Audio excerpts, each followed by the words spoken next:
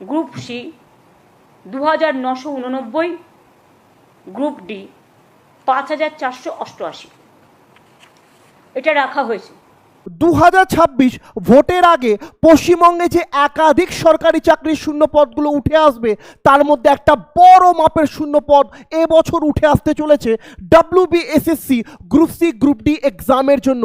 প্রায় 8477টি শূন্য পদ নিয়ে আমাদের রাজ্যে কিন্তু গ্রুপ সি ও গ্রুপ ডি এক্সামের ফর্ম ফিল আপ সংগঠিত হতে চলেছে সেপ্টেম্বর মাসের মধ্যেই।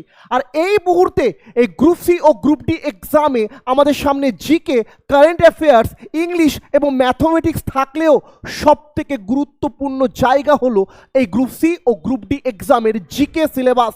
কারণ ম্যাথমেটিক্স 10 থেকে 12টা অধ্যায়ের মধ্যেই সীমাবদ্ধ, ইংলিশ কেবলমাত্র 10টি অধ্যায়ের মধ্যে সীমাবদ্ধ, কারেন্ট অ্যাফেয়ার্স তোমার একটা স্পেশালি জায়গা আছে তুমি যেখান থেকে পড়তে পারবে, কিন্তু একমাত্র জিকে এত ভাস্ট একটা অধ্যায়গুলো নিয়ে গঠিত যা বুঝে শুনে না পড়লে বা বিগত বছরের প্রশ্নগুলোকে অ্যানালিসিস করে না পড়লে তুমি কিন্তু এ পরীক্ষায় আটকে যেতে পারো। তাই জিকের সেই অধ্যায়গুলো আমাকে ভালো করে লক্ষ্য করে পড়তে হবে যেখান থেকে বিগত বছরগুলিতে গ্রুপ সি ও গ্রুপ ডি এক্সামে প্রশ্নগুলো উঠে এসেছে। WBSSC group C group D এক্সামের জিকে সিলেবাস ব্যাখ্যা করার আগেই কিন্তু আমি তোমাকে বলে দিই 15 মার্কের এই জিকের জন্য 15টি প্রশ্ন তোমার সামনে থাকবে এবং এই 15টি প্রশ্ন জিকের দুটি ভাগ থেকে তোমাদের সামনে উঠে আসবে, যেখানে আমরা জেনারেল নলেজকে আলাদাভাবে পড়ব এবং তার সঙ্গে জেনারেল সায়েন্সকে আলাদাভাবে পড়ব। 2025 সালে তুমি যদি ভালোভাবে পড়াশোনা করে এই এক্সাম ক্র্যাক করতে চাও তবে জেনারেল নলেজের সাথে সাথে তোমাকে জেনারেল সায়েন্সটাও একটু ভালোভাবে দেখতে হবে। কারণ বিগত বছরের প্রশ্নগুলো যখন আমরা ব্যাখ্যা করে আলোচনা করছিলাম সেখানে আমরা বুঝতে পেরে গেছিলাম যে রাজ্যে গ্রুপ সি গ্রুপ ডি এক্সামের 15 মার্কের জিকের মধ্যে 60 থেকে 8টি প্রশ্ন জেনারেল সায়েন্স থেকে উঠে থাকে। তাই আজকে সবার আগে আমরা জেনারেল সায়েন্সের টপিকগুলো আলোচনা করব, তারপর জেনারেল নলেজের বেসিক টপিকগুলো আলোচনা করব। প্রিয় ভাই ও বোন, জেনারেল সায়েন্স বলতে আমরা ছোটবেলা থেকেই জেনে এসেছি হয়তো সেটা জীবন বিজ্ঞান এবং তার সঙ্গে ভৌত বিজ্ঞান, জীবন বিজ্ঞান বায়োলজি, ভৌত বিজ্ঞান ওই ফিজিক্স কেমিস্ট্রি মিলে যুক্ত ফিজিক্যাল সায়েন্স। প্রিয় ভাই ও বোন, এই মুহূর্তে গ্রুপ সি গ্রুপ ডি এক্সামে পাস করতে চাইলে তোমাকে জীবন বিজ্ঞান, ভৌত বিজ্ঞান এবং তার সাথে সাথে পৃথিবী বিজ্ঞান নিয়েও আলোচনা করতে হবে। মহাকাশ বিজ্ঞান ছোটবেলা পড়েছিল না, কটা গ্রহ, কোন গ্রহের কটি উপগ্রহ, পৃথিবীর সব থেকে কাছের গ্রহ, পৃথিবীর থেকে সব থেকে দূরের গ্রহ পড়েছিলে কিনা? ঠিক একই রকম সেই পড়াগুলোই এখানে পড়তে হবে। মাথায় রাখবে তোমার বয়স যদি 18 থেকে 40 বছর হয়ে থাকে আর তুমি যদি ক্লাস 8 বা মাধ্যমিক পাস করে থাকো তুমি গ্রুপ সি গ্রুপ ডি এক্সামে বসতে পারবে। ঠিক তোমার মতোই, তোমাকে বলছি, তোমার মতোই লাখে লাখে ছেলে মেয়েরা এই পরীক্ষায় বসবে। প্রিপারেশন নিয়ে কজন আসবে, কিন্তু তোমাকে প্রিপারেশন নিয়ে যেতে হবে, কারণ তুমি জানো এবছর একটা সরকারি চাকরি পাওয়াটা তোমার জন্য কতটা প্রয়োজনীয় একটা বিষয়। তো সবার আগে এই জেনারেল সায়েন্সের ডিটেলসে আমরা আলোচনা কিন্তু করা শুরু করে দিই। জেনারেল সায়েন্সের প্রথমে জীবন বিজ্ঞান। দেখো, জীবন বিজ্ঞান এমন একটা জায়গা যেখান থেকে তুমি পরীক্ষায় 4টা থেকে 5টা প্রশ্ন পাবা। ভাবতে পেরেছো? 15 মার্কের জিকে, আর 15 মার্কের জিকের মধ্যে 4 থেকে 5টা প্রশ্ন কেবল বায়োলজি থেকেই থাকবে। তাহলে বায়োলজির কোন অধ্যায়গুলো পড়া যায়? বায়োলজির প্রথমত পড়তে হবে কোষ, পুষ্টি, ভিটামিন, রক্ত সংবহন, সালোক সংশ্লেষ শ্বসন, রেচন, স্নায়ুতন্ত্র, মস্তিষ্ক, জ্ঞানেন্দ্রিয়, বাস্তুতন্ত্র, জীব বৈচিত্র্য, দিন ও দিবস, বিভিন্ন রোগ এবং তার টিকাকরণ। নার্সিংয়ের বাচ্চারা তো নাচতে শুরু করে দিয়েছে, যারা জিএনএম এনএমে অলরেডি প্রিপারেশন নিচ্ছিল। প্রিয় ভাই ও বোন, বায়োলজির এই সিলেবাসগুলো তুমি যদি বেসিক্যালি ডিটেলসে পড়তে পারো, প্রিভিয়াসের আমাদের পুরনো সিলেবাসের জীবন বিজ্ঞানের এই বইগুলো থেকে, এটা পুরনো সিলেবাসের জীবন বিজ্ঞান বই 2000 থেকে 2004 সালে বায়োলজির এই বইটায় কিন্তু আমরা মাধ্যমিক 9-এর জন্য পড়াশোনা করতাম। হ্যাঁ, তুমি যে জেলায় থাকো সে জেলায় নাও পাওয়া যেতে পারে। তুমি এক কাজ করবে, ক্লাস 9 ও 10-এর যে বায়োলজির টেক্সট বই সে বই নিয়ে পড়া শুরু করে দাও। বায়োলজির এই অধ্যায়গুলো পড়ো, 100% পরীক্ষায় 4 থেকে 5টা প্রশ্ন পেয়ে যাবে। আমি এক্সাম্পলে দিচ্ছি, বিগত বছরে যে বায়োলজির এই অধ্যায়গুলো থেকে প্রশ্ন এসছে সেটাও দেখিয়ে দিচ্ছি, নিশ্চিত থাকো। হ্যাঁ, তার সঙ্গে ভৌত বিজ্ঞান বা ফিজিক্যাল সায়েন্সের ফিজিক্স কেমিস্ট্রি মিলে কোন কোন চ্যাপ্টারগুলো পড়তে হবে দেখিনি। আমি দেখলাম ইউটিউবে এক স্যার বলছে ভৌত বিজ্ঞান পড়ার দরকার নাই। কোয়েশ্চেন কি আমাদের শ্বশুরমশাই করবে? জামাই আসছে ভৌত বিজ্ঞান পড়ে আসেনি, প্রশ্ন দিব না? প্রিয় ভাই ও বোন, WBSSC group C group D এক্সামে ফিজিক্যাল সায়েন্স বা ভৌত বিজ্ঞান থেকেও প্রশ্ন থাকবে। আর তুমি বিশ্বাস রাখো, আলো তাপ শব্দ, আলো শব্দ বা তাপ বা আলো তাপ শব্দ যেটা হয়, তড়িৎ, ধাতু অধাতু, বল ও গতি, দ্রবণ, অ্যাসিড ক্ষার লবণ, কার্য ক্ষমতা, শক্তি, আর একটা চ্যাপ্টার দেওয়ানে আমি লিখে দিচ্ছি, এবং তার সঙ্গে গ্যাস। এই গ্যাস ও গ্যাসের ধর্ম, পৃথিবীতে কোন গ্যাস কত পরিমাণ রয়েছে, পার্সেন্টেজটা, এটা তোমাকে ভালোভাবে মুখস্থ করে যেতে হবে প্রিয় ভাই বোন। ভৌতবিজ্ঞানের এই চ্যাপ্টারগুলো খুব ভালোভাবে দেখবে। 7, 8, 9, 10 এই 4টে বছরের যে টেক্সট বই হয় সাধারণ বিজ্ঞানের, কালেক্ট করে নাও, পড়ো। 8,000 ভ্যাকেন্সি আসছে, আবার কবে আসবে গ্যারান্টি নাই। 10 বছর পর পরীক্ষাটা আসছে, group C group D exam. জানোই তো পশ্চিমবঙ্গের শিক্ষার ব্যবস্থা, কি ভাবছো 8 পাস আর মাধ্যমিক পাসের পরীক্ষায় বসবে না, ছোট চাকরি। তুমি কল্পনা করতে পারবে না রাজ্যের এখন কি অবস্থা চলছে, বেকারত্ব কোন জায়গায় পৌঁছেছে।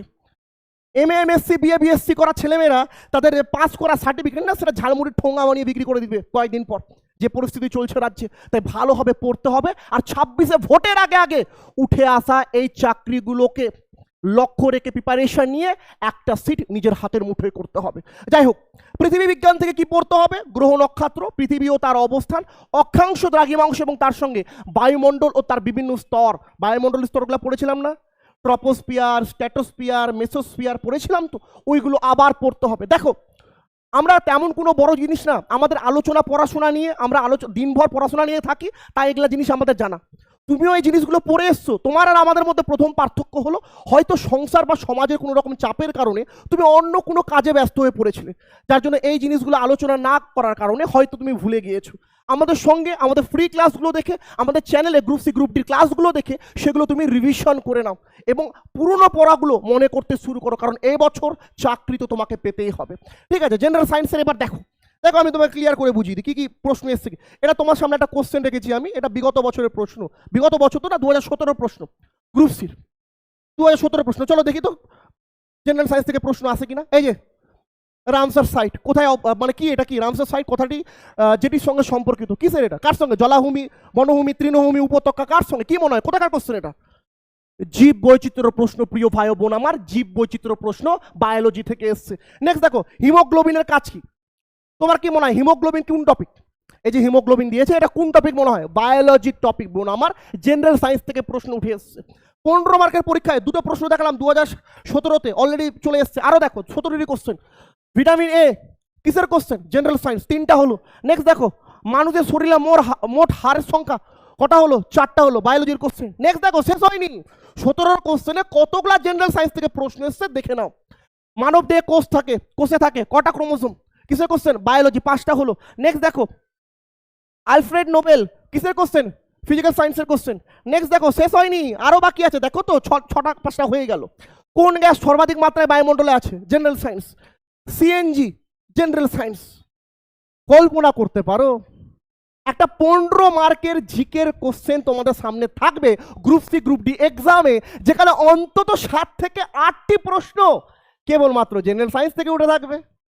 তাই জেনারেল সায়েন্স তো ভালোভাবে দেখতে হবে আর ক্লাসগুলো করতে হবে। আর যারা জানো না, একবার আমাদের চ্যানেলে গিয়ে দেখো আমরা সায়েন্সের ক্লাসগুলো কেমন করাই।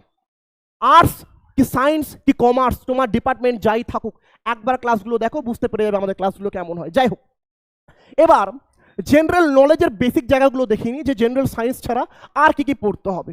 প্রিয় ভাই বোন, জেনারেল নলেজের যে জায়গাগুলো আমাকে দেখতে হবে, ইন্ডিয়ান হিস্ট্রি বা ভারতের ইতিহাস, ভারতের ভূগোল, ভারতের অর্থনীতি এবং ইন্ডিয়ান পলিটির ব্যাপারে। এতগুলো কিচ্ছু নয়, ছোট্ট ছোট টপিক জাস্ট ধরে ধরে পড়তে হবে। ভারতের ইতিহাস তোমার কাছে সব থেকে বড় চ্যালেঞ্জ হবে। হ্যাঁ, তুমি যদি আবার মনে করো যে জীবন মুখোপাধ্যায়ের বই ধরে আমি পড়াশোনা শুরু করবো, এই যে জীবন মুখোপাধ্যায়ের বই ধরে আমি এখন ভারতের ইতিহাস উদ্ধার করে দেবো, ভুল ভাবছো। এখন জীবন মুখোপাধ্যায়ের এত মোটা বই পড়ার সময় নেই। তাহলে কি করতে হবে দাদা? আমরা ফ্রি ক্লাস দেবো, ক্লাসগুলো দেখে নিবে। প্রত্যেকটা ক্লাসে ডিটেলসে আলোচনা করব ভারতের ইতিহাসের ব্যাপারে, যেগুলো পড়লেই হয়ে যাবে। হ্যাঁ, ভারতের ইতিহাসে কি পড়তে হবে? প্রাচীন ভারতের ইতিহাস থেকে পড়তে হবে আমাকে সিন্ধু সভ্যতা, বৈদিক যুগ এবং তার সঙ্গে ভারতের মহাজন পদ ও মগধের বিভিন্ন রকম সাম্রাজ্যগুলোর ব্যাপারে, যেখানে মৌর্য বংশ, নন্দ বংশ, নাগ বংশ, হর্ষঙ্ক বংশ মনে আছে তো, ওগুলো পড়তে হবে। নেক্সট, মধ্যযুগের ভারত থেকে আমাকে পড়তে হবে সুলতানি ও মোগল যুগের ব্যাপারে। আধুনিক ভারত থেকে পড়তে হবে 1857 খ্রিস্টাব্দ এবং তার পরবর্তী স্বাধীনতা সংগ্রাম পর্যন্ত বেশ কিছু আন্দোলন, বেশ কিছু বিদ্রোহর ব্যাপারে, যেগুলো পরীক্ষার জন্য ভীষণ ইম্পর্টেন্ট।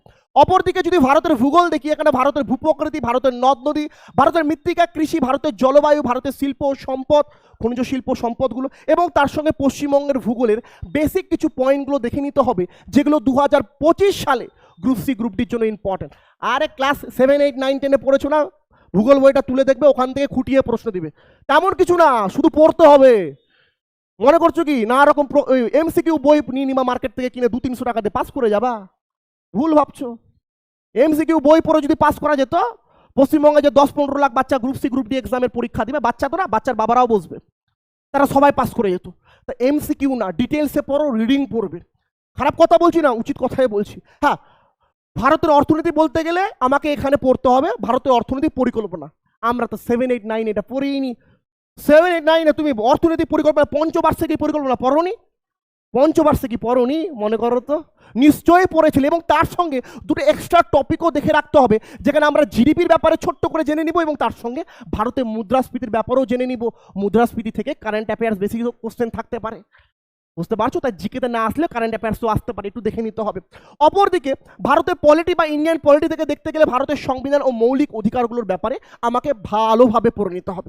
প্রিয় ভাই বোন, এটাই হলো জেনারেল নলেজ, এবং কিছুক্ষণ আগে যেটা বললাম জেনারেল সায়েন্স, সেই টপিক যেখানে তুমি জিকে থেকে হুবাহু কমন পেয়ে যাবে। হ্যাঁ, যদি পড়তে পারো এভাবে ভাই পড়ো, আর যদি পড়তে না পারো তাহলে ভাই পড়োই না, পরীক্ষা ফর্ম ফিল আপ করো না। কিন্তু যদি ফর্ম ফিল আপ করার ইচ্ছা থাকে না আমি পরীক্ষায় বসবো, তাহলে ভাই আজ থেকে প্রিপারেশন শুরু করে দাও। কারণ তুমি অলরেডি শুনেই নিয়েছো, স্বয়ং মুখ্যমন্ত্রী বলে ফেলেছে 8,477টি শূন্য পদ থাকবে, আর একটা তোমার।